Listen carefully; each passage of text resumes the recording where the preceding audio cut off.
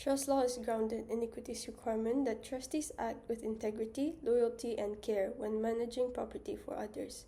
While the Trustee Act 1949 does not explicitly label trustees as fiduciaries, Malaysian courts interpret its provision as imposing fiduciary duties of loyalty, good faith, and diligence.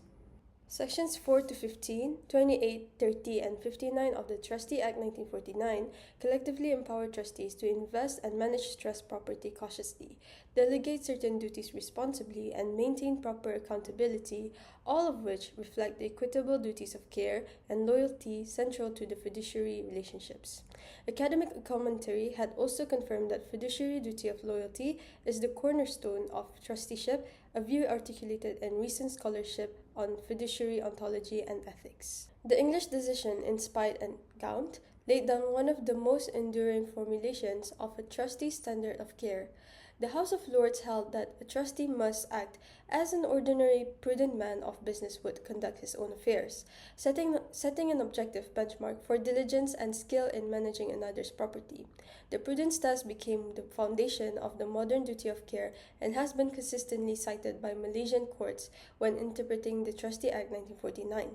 In applying this principle, Malaysian judges emphasize that trustees are not expected to guarantee success, but must act honestly, intelligently, and with reasonable vigilance when investing or administering trust property.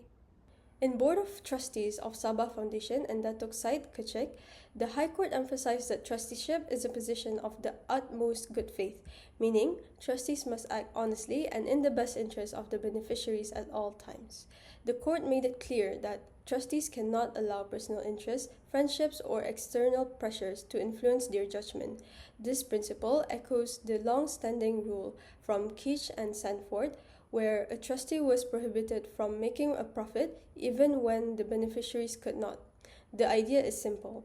A trustee's duty is absolute. They must never place themselves in a position where their own gain could conflict with their obligations. The strict approach was reaffirmed in Broadman and Phipps, where fiduciary was required to surrender profits obtained from using the trust information even though he had acted in good faith and benefited the trust overall.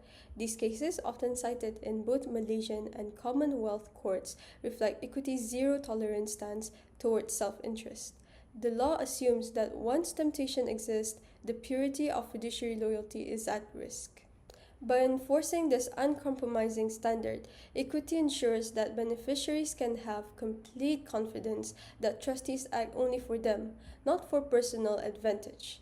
It's trust and moral discipline that forms the very heart of fiduciary responsibility, a concept that continues to guide Malaysian courts today. Taken together, these authorities illustrate how Malaysian law harmonizes statutory and equitable principles to create a single coherent fiduciary standard.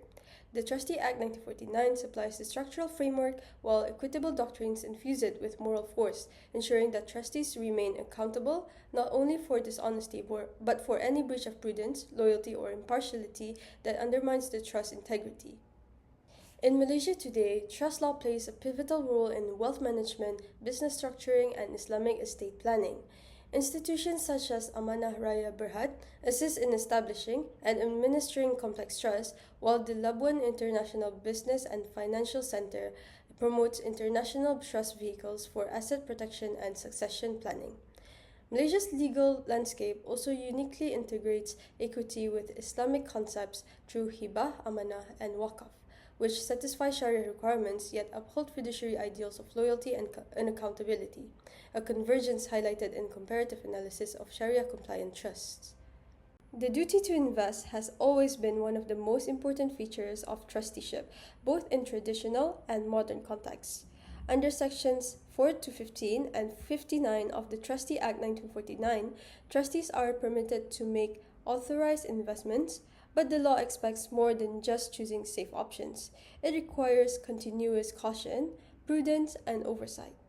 Trustees must not only invest wisely but also review their decisions regularly to ensure that the trust fund remains productive and protected. In Nestle and National Westminster Bank, the English Court of Appeal made it clear that trustees have an ongoing responsibility to monitor the performance of investments, not simply to make them and move on. This principle is now part of modern fiduciary practice.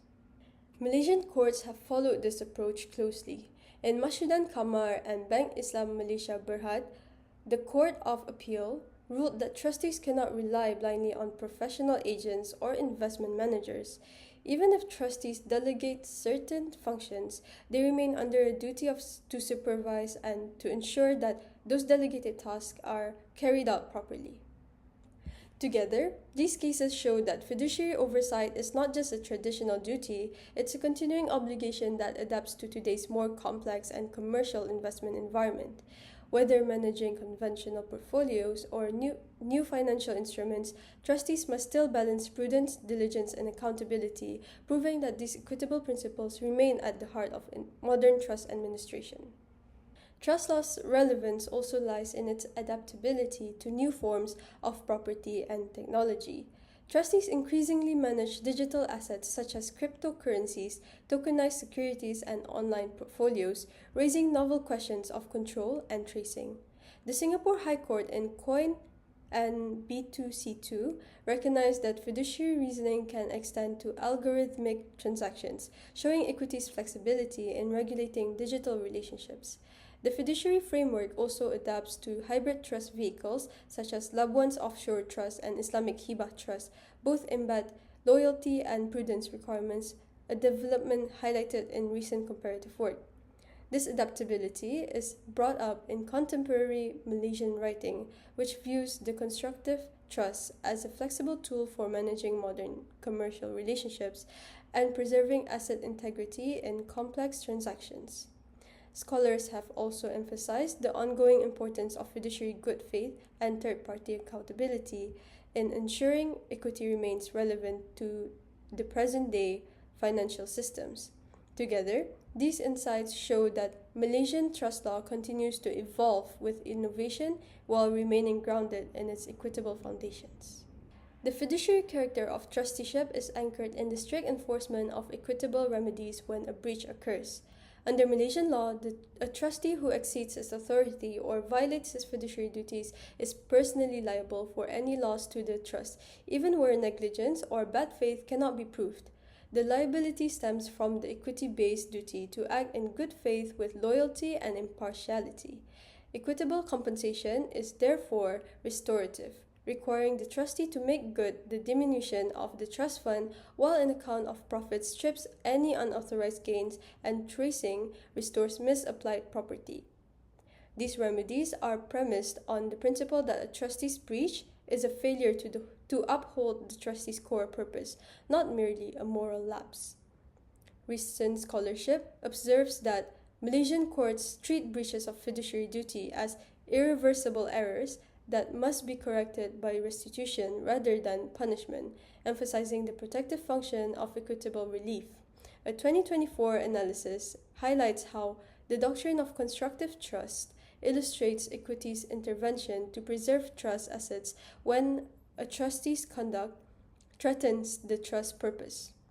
Together, statutory principles, case law, and academic analysis demonstrate that equitable remedies are essential tools for enforcing fiduciary duties and safeguarding the trust value in contemporary Malaysian practice.